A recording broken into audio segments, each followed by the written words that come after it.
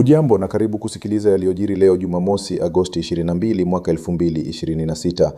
Nichukue fursa hii pia kukutakia wikendi njema tulionayo hii leo.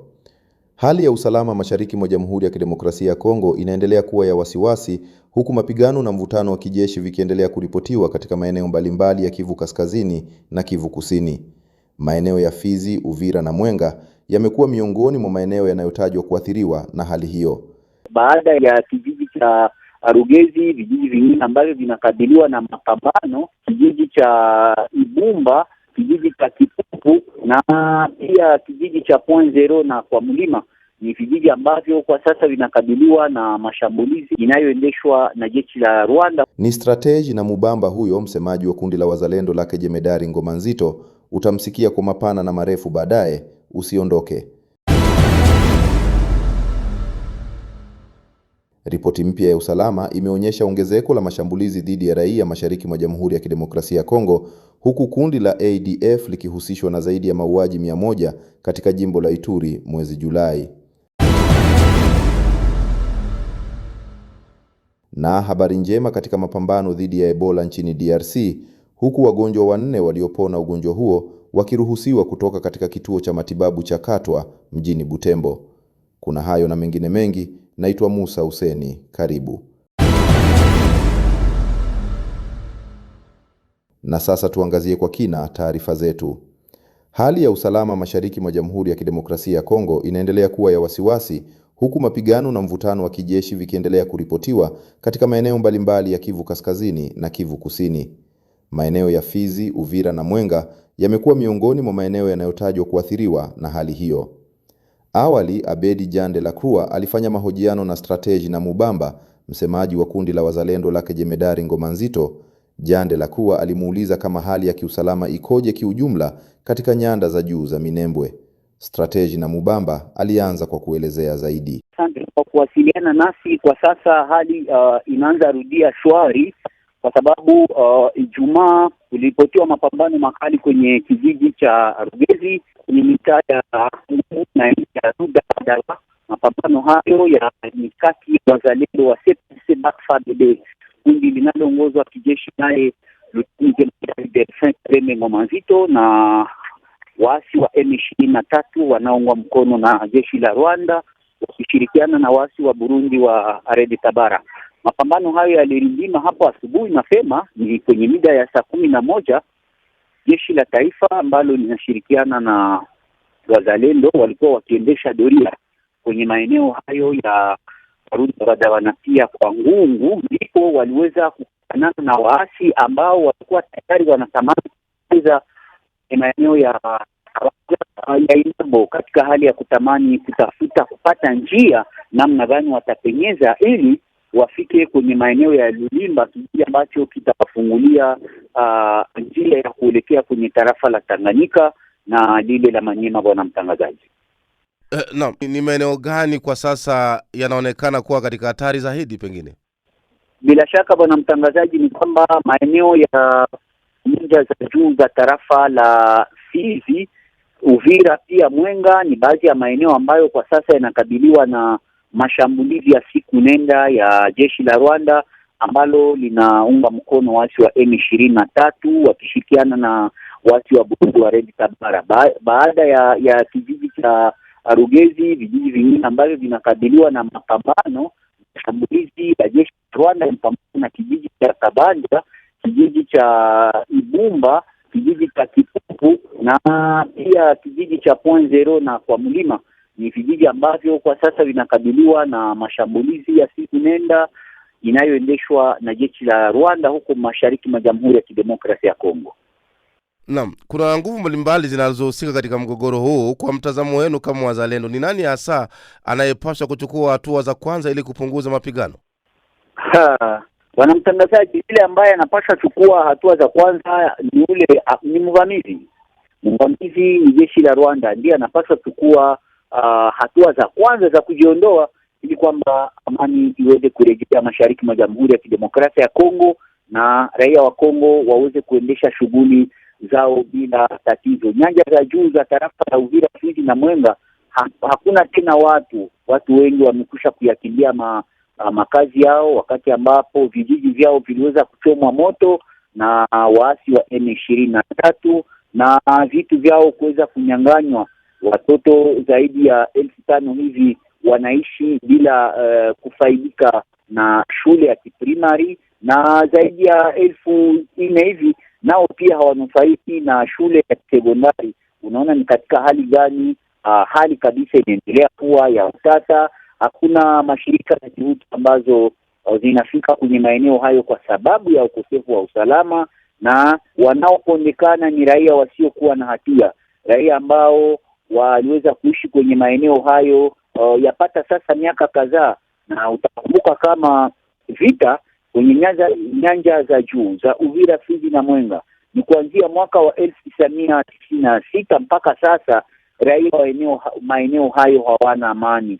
Siku nenda wanahama, kesho wanahamia nafasi nyingine, vijiji vyao vinaunguzwa, mali yao inaporwa, wazazi wakina mama wanauliwa wakiwa shambani, wakina baba wanauliwa wakiwa njiani. Kwa kweli matatizo ya kiusalama ni tete huko kwenye maeneo ya nyanja za juu. Na kwa namna hali ilivyo katika shamba za mapambano huko, je, kuna uwezekano wa mapigano kuenea kutoka Fizi, Uvira na Mwenga kwenda maeneo mengine ya mkoa wa Kivu Kusini? Bwana mtangazaji, kama wazalendo hawangesimama pamoja na jeshi la taifa kwa sasa, kama utawala ulioko madarakani umekwisha ondolewa, kwa sababu mwezi wa Disemba mwaka wa 2025 waasi walikuwa wanatamani kupenya kupitia njia ya Rugezi na huku kuelekea kwenye njia ya jimbo la Tanganyika na jimbo la Manyema, lakini kwa sababu wazalendo waliweza kusimama kama vile mtu mmoja, vijana wazalendo wa CPLC FARDC pamoja na wazalendo wengine waliweza kuchangia kwa kuweza kupigana na adui. Ndio maana mpaka sasa anajaribu kila siku kutafuta mbinu kupenya kwenye maeneo yote ili aweze kujielekeza kwenye majimbo ya Tanganyika na Manyema. Mpaka sasa jitihada zake hazijawahi kufua dafu, kwa sababu wazalendo wanabaki imara, wazalendo wanabaki mtu mmoja, wazalendo waliapa kutetea udongo wa mababu zao usiweze kunyang'anywa na Rwanda ambayo inaungwa mkono na nchi za Jumuiya ya Mashariki na pia nchi za Jumuiya ya Ulaya. Bwana mtangazaji, panapo ripotiwa na vita ni uharibifu mkubwa tu ndo matokeo, na raia wasio na hatia ndo wanapoteza maisha pengine. Vipi kuhusu juhudi za mazungumzo ya amani, hususan mchakato wa Doha? Je, unaona kuna dalili kwamba mazungumzo haya yanaweza kuleta matokeo ya kweli mbali na vita? Bila shaka bwana mtangazaji, ni kwamba kuna nukta fulani za masikilizano ambazo kwa sasa zinaanza kuheshimiwa, lakini nitakujuza kwamba sisi wazalendo hatuhusishwi na makubaliano hayo, bali wanaohusishwa ni serikali ya Jamhuri ya Kidemokrasia ya Kongo pamoja na jeshi la Rwanda. Hivi karibuni kuna takriban wafungwa 15 wa waasi wa M23 wa Rwanda ambao walikuwa wanafungwa huko Kinshasa, waliweza kuachiliwa. Ni miongoni mwa nukta masikilizano ambayo iliweza kusainiwa huko Doha na huko Washington. Inaonyesha kwamba mazungumzo labda yanaweza yakaleta suluhu, lakini yule ambaye anazungumza na serikali, yani jeshi la Rwanda, ni mjanja. Siku nenda anakeuka masikilizano na mikataba ambayo peke yake anaisaini, na baada ya kuikeuka yeye analeta kisingizio kila siku.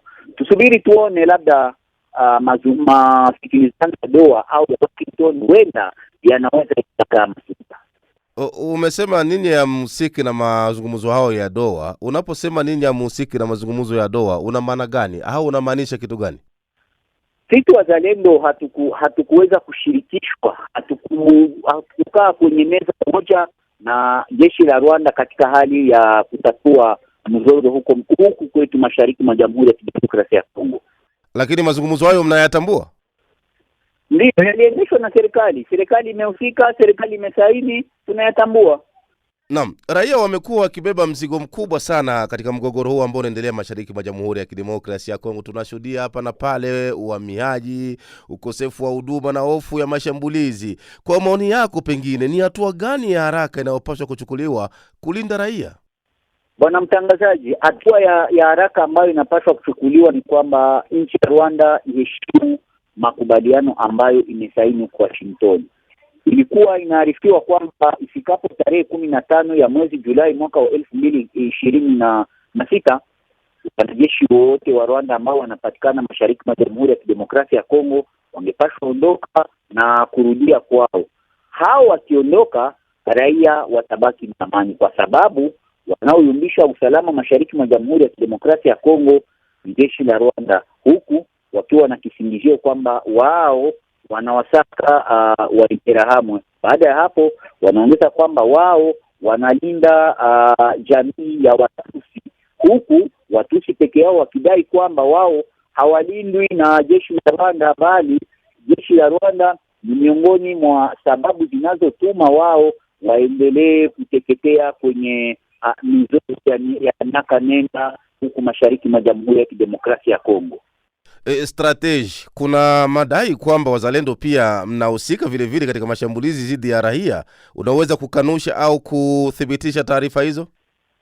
Mzalendo hawezi akashambulia raia, mwanamtangazaji. Mzalendo analinda raia, mzalendo anaheshimu katiba ya nchi, mzalendo anaheshimu sheria za kimataifa, mzalendo anaendesha operesheni zake akiheshimu sheria za kimataifa, sheria za nchi na sheria ambazo nchi ya Kongo inaweza kuzisaini. Ndio maana shughuli yake ni kulinda usalama wa raia na mali yake.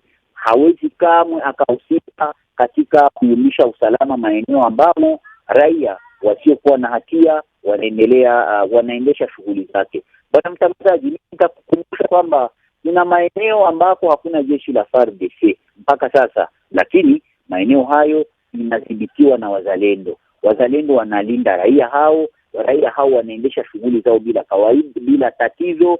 Walimaji wanalima, wachuruzi, wafanya biashara wanaendesha kazi zao bila tatizo, wana shule wanaenda shule. Ni katika hali gani, bwana mtangazaji? Huo ni uzushi. Wanaoleta habari hizo ni adui wa nchi. Adui wa nchi ndiye analeta habari hizo, huku akifikiri kwamba ni katika hali ya kutamani kuwavunja moyo wazalendo ili wamwachie njia aweze kuelekea maeneo ambamo yeye anataka kuelekea, ili kwamba nchi yetu iweze kugabuliwa, ili kwamba utawala ulioko madarakani uweze kuangushwa, ili kwamba malengo yao ya kugawa nchi hii iweze kutekelezwa kama jinsi wanavyowapa, kama vile jinsi wanavyotazamia yaweze kutimizwa siku nenda, lakini wazalendo hawatawapa hata santimeta moja waweze kupita ili wavamie udongo wetu. Umedai kwamba mnapigania kuwalinda raia. Kwa nini sasa bado raia wengi wanalazimika kukimbia maeneo mnayoadhibiti ninyi Strategy? Hakuna raia wanakimbia maeneo tunayoyadhibiti, bwana mtangazaji. Nakwambia kwamba maeneo ambamo sisi tunadhibiti CPLC FARDC pamoja na wazalendo wengine, hakuna jeshi la FARDC, lakini tunaishi na raia bila tatizo. Kila raia, kila mwananchi awe wa tabaka ya aina gani, anaendesha shughuli zake bila tatizo. Wanaoleta habari hiyo, bwana mtangazaji, ni uzushi, ni habari za uongo ambazo zinapitishwa kupitia mitandao ya kijamii katika hali ya kutamani kuwavunja wazalendo moyo, lakini wazalendo tayari wanajua kwamba huo ni uzushi, na hayo yote hayawezi yakatutetemesha. Tutabaki imara kutetea nchi yetu, kutetea udongo wa mababu zetu, ili hali Kongo ipate amani, tupate maendeleo, tuwe na mabarabara mazuri, tuwe na masomo mazuri, tuwe na hospitali mazuri, na nchi yetu na sisi iweze kuwa na maendeleo sawa na nchi zingine, bwana mtangazaji. Naam, Strategy, kulikuwepo na maandamano hivi karibuni katika mji wa Uvira na maeneo mengine huko Kivu Kusini. Mashirika ya kiraia yaliitisha maandamano kuunga mkono au kuomba serikali iweze kuwapa ninyi wazalendo vifaa ili muweze kupigana na adui. ambaye ni M23 na washirika wao. Sasa pengine, je, wazalendo mnapokea silaha, fedha au msaada wowote kutoka kwa serikali? Bwana mtangazaji, sisi tunatumika sambamba na serikali ya Jamhuri ya Kidemokrasia ya Kongo kupitia jeshi la taifa FARDC. Lakini miongoni mwa maafisa fulani wa FARDC kuna wale ambao mpaka sasa kuchomwa shindano ya uasi ya kuweza kupana nchi hii. Wale ndio ambao hawawapi wazalendo vifaa kwa wakati unaofaa. Wale ndio ambao hawawapi wazalendo chakula kwa wakati unaofaa. Wale ndio ambao hawawapi wazalendo pesa za kununua chakula, madawa na kununua kulipa nauli wajielekeze kwenye eneo moja na nyingine. Maafisa hao ndio wanafanya mbinu hizo zote katika hali ya kutaka kuwavunja wazalendo nguvu. Bwana mtangazaji, nitakukumbusha kwamba kuna maafisa fulani ambao mpaka sasa wanatumikia serikali ya Rwanda, wanatumika dhidi ya sheria ya Paul Kagame, huku wakiwa nchini Jamhuri ya Kidemokrasia ya Kongo. Ijapokuwa hawataki kutambuliwa hadharani, ndio ambao wanatumika katika hali ya kutaka kuwavunja moyo wazalendo, huku wakiwa na nia ya kumpitisha adui aweze kujielekeza nafasi ambapo anapenda. Mashirika za kiraia, bwana mtangazaji, wanajua kwamba kama haingekuwa wazalendo, serikali iliyopo madarakani haingekuwepo. Lakini wazalendo walisimama, na mashirika za kiraia wanajua hayo, waliyashuhudia, kwa sababu wengi wao ni wazaliwa wa hapa Uvira, ni wazaliwa wa hapa Baraka, ni wazaliwa wa hapa Fizi, ni wazaliwa wa hapa Kalemi na kwinginepo. Unaona ni katika hali gani wanajua kazi ambayo wazalendo wanaiendesha. Mashirika za kiraia za huko Shabunda, mashirika za kiraia za huko Kamituga, mashirika za kiraia za huko Mwenga, wote waliweza kuungana mkono katika hali ya kutamani kuunga mkono jitihada ambazo zinaendeshwa na wazalendo katika hali ya kutetea udongo wa mababu zetu. Hatuna nchi mbili, tuna nchi ya Kongo tu, na nchi hii ikienda ikinyang'anywa na adui Rwanda pamoja na washirika wake, na taja nchi za Umoja wa Afrika Mashariki, mkiwemo nchi ya Uganda, Ethiopia, Somalia, Eritrea, Sudan ya Kusini. Nchi zote hizo zinashirikiana kwa kushambulia nchi hii ya Kongo. Ndio maana sisi Wakongomani tuna jukumu la kuungana mkono, kutumika mkono kwa mkono, kuwa pamoja ili kwamba tuweze kupambana na adui ambaye anainuka ili kuweza kutunyang'anya udongo wetu. Pengine nikuulize swali langu la mwisho. Mmepigana kwa muda mrefu na vita bado vinaendelea, na wanachokitaka wananchi ni amani. Wengine wanatamani labda mngeweka silaha chini ili muangalie namna gani ya kuenda kwenye meza ya mazungumzo. Sasa swali langu linakuja hivi: ni sharti gani moja kubwa ambalo likitimia strategy mko tayari kusitisha mapigano? Sisi kwetu wanajeshi wa Rwanda wote ambao wanapatikana nchini Jamhuri ya Kidemokrasia ya Kongo warudi kwao. Baada ya wao kurudi kwao, amani itarejea. Sisi tuna haja ya amani. Hatukukuwa na nia ya kuchukua silaha, lakini tulichukua silaha kutokana na kipengele cha katiba ya Kongo, kipengele cha 63 na 64 ambacho kinabaini kwamba kila mkongomani yoyote ana haki ya kuchukua silaha ili kutetea udongo wa mababu zetu wakati ambao unavamiwa. Na wakati ambapo udongo wetu uliweza kuvamiwa, rais wa nchi Mheshimiwa Felix Tshisekedi Chilombo alitisha tabaka zote kuweza kuungana mkono katika hali ya kutetea udongo wa mababu zetu. Jeshi la Rwanda likirudi kwao, sisi tutatia silaha chini. Zaidi ya hiyo, wale ambao wana madai ya kugawa nchi hii wanajulikana, nao pia watasakwa.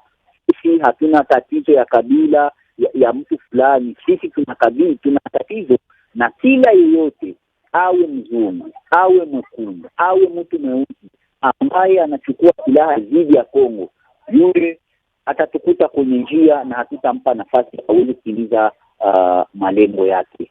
Kwetu sisi, jeshi la Rwanda likirudi, Wakongomani wote wataishi kwa amani, kwa sababu yapata sasa miaka 30 bana mtangazaji, raia wa Kongo wanauliwa na jeshi la Rwanda, na hakuna hata mtu mmoja, iwe kwenye jumuiya ya kimataifa, iwe kwenye Umoja wa Ulaya, iwe kwenye Umoja wa Afrika, iwe kwenye Jumuiya ya Afrika Mashariki, hakuna mtu anajaribu kuinua kidole ili kwamba aweze kukemea mauaji ambayo yanaendeshwa nchini Jamhuri ya Kidemokrasia ya Kongo.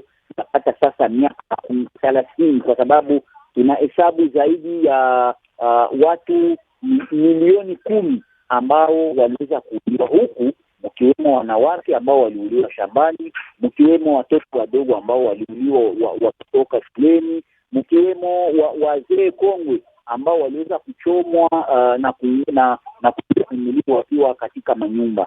Unaona katika hali gani uhasama ambao uliendeshwa nchini mashariki mwa Jamhuri ya Kidemokrasia ya Kongo uliweza kutupa fursa kuchukua silaha kuweza kutetea raia wetu. Sisi tunataka amani, lakini hatutaki amani ya kugandamizwa. Tunataka amani, kila mtu aendeshe shughuli zake, kila raia aheshimiwe, na pia nchi ya Kongo nayo pia iweze kuheshimiwa, kwa sababu nchi hii ndiyo roho ya Afrika. Nchi hii ikikosa amani, nchi zote jirani Kenya ambazo zinatuzunguka pia hazitapata amani. Haya, nilikuwa nimesema swali langu la mwisho, lakini namna ulivyonijibu kuna swali lingine limenijia akilini, kasema sitokuacha uondoke, ngoja niulize alafu ndo tutakuwa tumekomea hapo. Umesema jeshi la Rwanda likiondoka katika ardhi ya Jamhuri ya Kidemokrasia ya Kongo, ninyi mtaweka silaha chini. Aha, pengine sasa nini kitafuata baada ninyi kuweka silaha chini? Mtajiunga na jeshi la taifa kama askari wa taifa, au mtajiunga na jamii au familia zenu, kwa lugha nyepesi niseme hivyo, baada ya vita kumalizika, au baada ya jeshi la Rwanda kuweka silaha chini? Bila shaka wakati ambapo hakuna tena vita, wakati hakuna tena adui, hatuna tena sababu ya kuchukua silaha. Silaha zilichukuliwa kwa sababu tuna adui ambaye tunamfahamu, na yule adui akiwa hayupo tena, hatutachukua silaha. Tutaachia serikali kazi yake iweze kuendelea na shughuli zake za kikatiba za kulinda usalama wa raia na mali yake.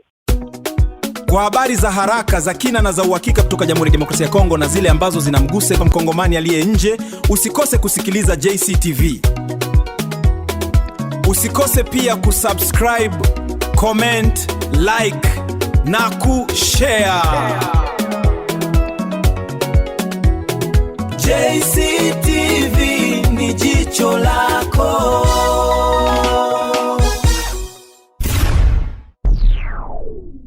Rais wa Jamhuri ya Kidemokrasia ya Kongo Felix Tshisekedi amesema nchi yake inataka amani mashariki mwa DRC, lakini si amani inayomaanisha kusalimu amri mbele ya nguvu au kusahau waathirika wa vita.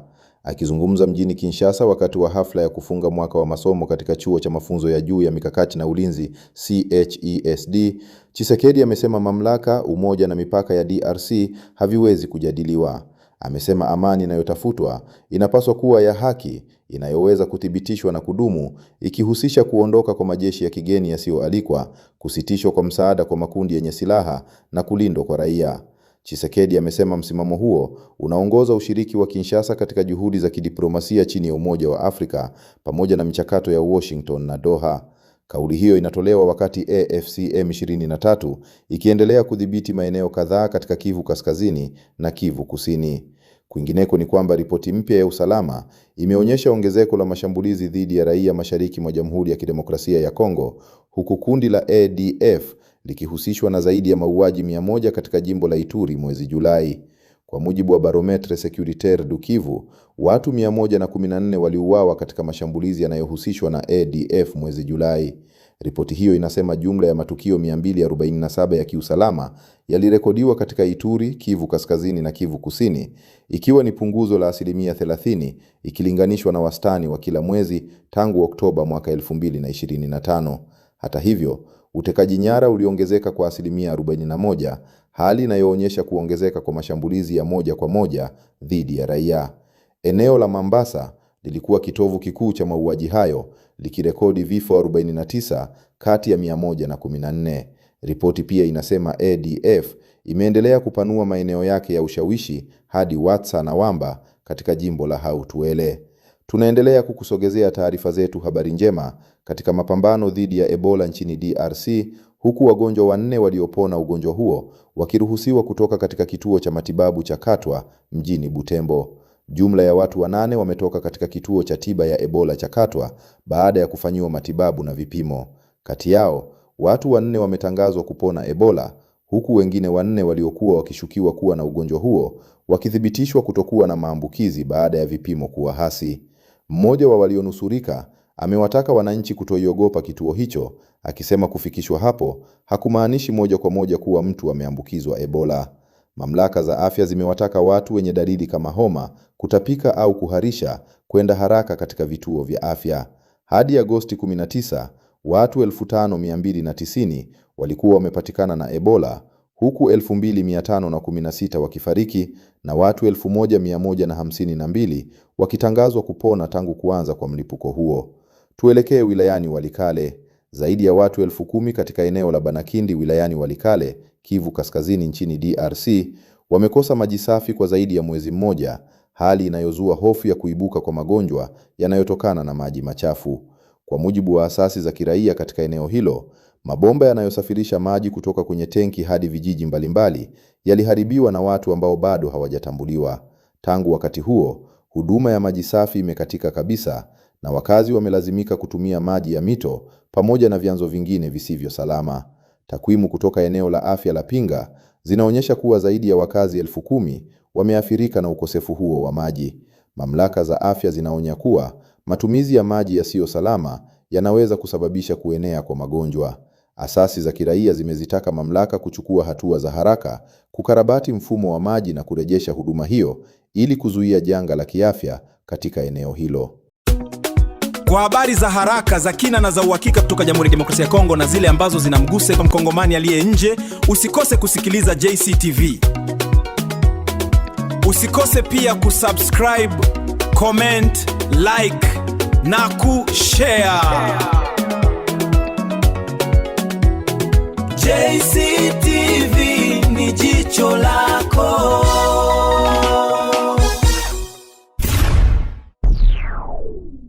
Ni mwisho wa habari zetu. Naitwa Musa Huseni. Kwa heri kwa leo.